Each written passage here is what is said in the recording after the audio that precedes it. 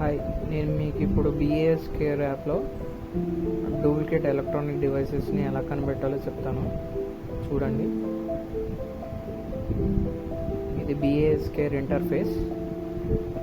దీని ద్వారా మనం నకిలీ వాటిని ఎలా కనిపెట్టాలో కనుక్కుంటాం, మరియు వాటి మీద కంప్లైంట్ ఎలా ఇవ్వాలో కూడా నేను ఇప్పుడు మీకు చెప్తాను.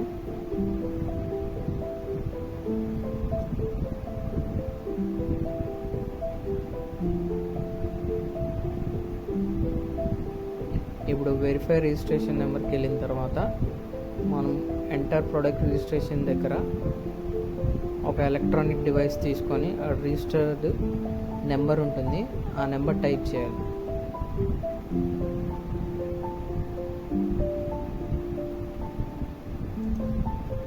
$61000906. ఇప్పుడు ఇది ప్రాసెస్ అయ్యి ఒక అవుట్పుట్ని తీసుకొస్తుంది. ఇది దాని అవుట్పుట్. ఇది ఒక ఛార్జర్ది, ఇది MI ఛార్జర్ అన్నమాట.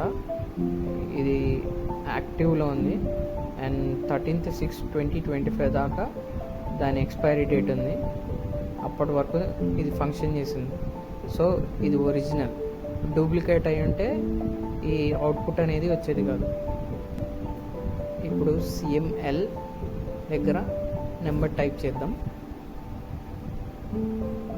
79309889. ఇప్పుడు ఫెచ్ అయ్యి ఒక అవుట్పుట్ని తీసుకొస్తుంది. సో ఇది కూడా ఒరిజినలే కానీ ఎక్స్పైర్డ్ అనమాట. దీని ఎక్స్పైరీ డేట్ అయిపోయింది.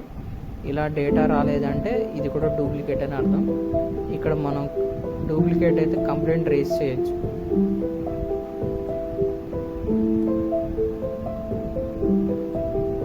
ఇలా ఫెచ్ అయిన తర్వాత కంప్లైంట్ అడ్రస్, కంప్లైంట్ డీటెయిల్స్ అడుగుతుంది. అవన్నీ ఫిల్ చేయాలి.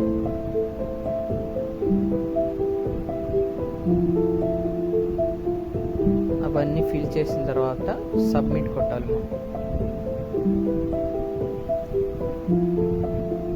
ఇక్కడ బ్రీఫ్ ఎక్స్ప్లెనేషన్ కావాలంటే ఇచ్చుకోవచ్చు.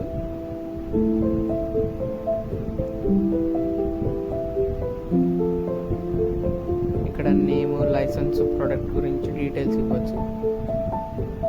ఇక్కడ పిన్ కోడ్, స్టేట్, మన స్టేట్ ఏదైతే ఆ స్టేట్ అని.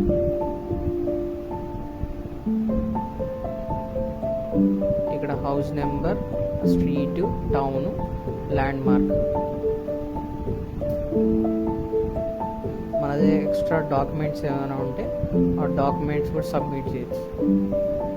ఆ తర్వాత ఇలా సబ్మిట్ చేస్తే సరిపోతుంది.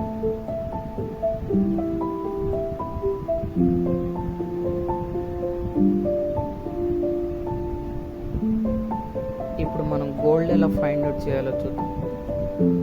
ఇప్పుడు వెరిఫై హాల్మార్క్ ఉంది కదా, హాల్మార్క్లో వెళ్ళిన తర్వాత ఒక ర్యాండమ్ నెంబర్ నేను ఇప్పుడు కొడతాను. అది రాంగ్ అయితే రాంగ్ అని చూపిస్తుంది.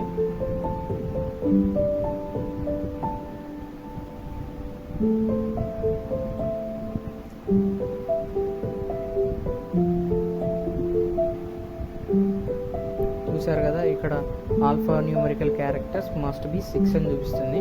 సో అవి 6 ఖచ్చితంగా ఉండాలి.